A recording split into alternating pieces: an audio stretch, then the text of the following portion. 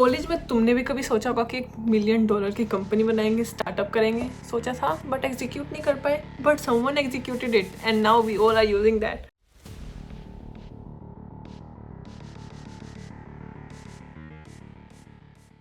So yes, welcome to our day 10 of pre-MBA workout series and आज हम discuss करने वाले हैं case study of Zomato.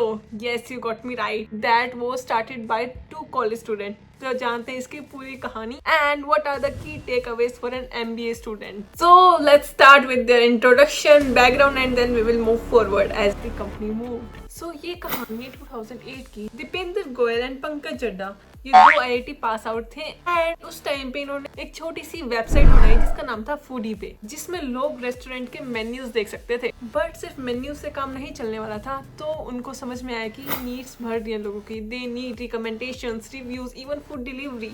सो वहां से हुआ जोमेटो का जन्म। And now we will discuss some of the amazing strategies जो जोमेटो ने अपनाई that were called winning strategies for Zomato. First one was disruptive innovation and expansion.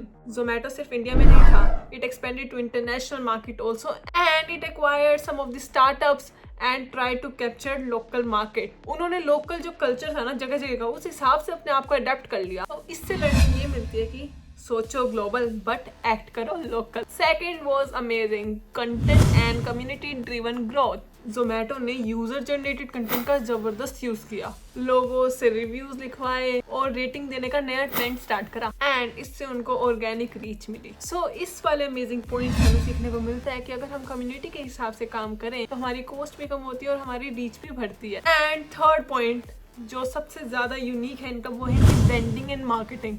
वो सबको पता है तुमको कि जोमेटो का social media game is very solid. Funny tweets, relatable memes, लोगों को इंगेज करके रखना इनका काम है। ये बात समझ लेना, सिर्फ मार्केटिंग हम बेचने के लिए नहीं करते, रेलेवेंस हमारे ब्रांड का बना रहे इसलिए भी मार्केटिंग करी जाती है। फोर्थ वन वॉज जब इनको दिखा कि ये वाली चीजें रिव्यूज एंड सब कुछ सैचुरेटेड होता जा रहा है, दे पाइवटेड टुवर्ड्स फूड डिलीवरी। जो एक रेस्टोरेंट डिस्कवरी प्लेटफॉर्म था वो अब फूड डिलीवरी वाला काम करने लग गया। दे change direction towards food delivery, जिससे इसको कंपटीशन मिला स्विगी से, उबर ईट्स से एंड फिर ये क्लाउड किचन, ग्रोसरी डिलीवरी और जोमेटो गोल्ड जैसे प्रीमियम मेंबरशिप में भी घुस गया। सो इससे हमें ये सीखने को मिलता है, जरूरी नहीं अगर हम जिस लाइन में चल रहे हैं उसी में हमें एंड तक जाना है। अगर हमें मौका मिलता है तो हमें अपनी डायरेक्शन चेंज कर लेनी चाहिए, जहाँ पे हमें अपॉर्चुनिटीज दिखती है उस तरफ चले जाना चाहिए। And last point we are going to talk कि उन्होंने और क्या अच्छा किया अपने ब्रांड को लेके, वो है data driven approach. Zomato use करता है AI को, डेटा को to optimise delivery, to provide personalised experience. So हमें इससे ये सीखने को मिलता है कि हमें डेटा पे फोकस करना पड़ेगा। Data is the new gold. अगर जो डेटा को समझ गया वो मार्केट को जीत जाएगा।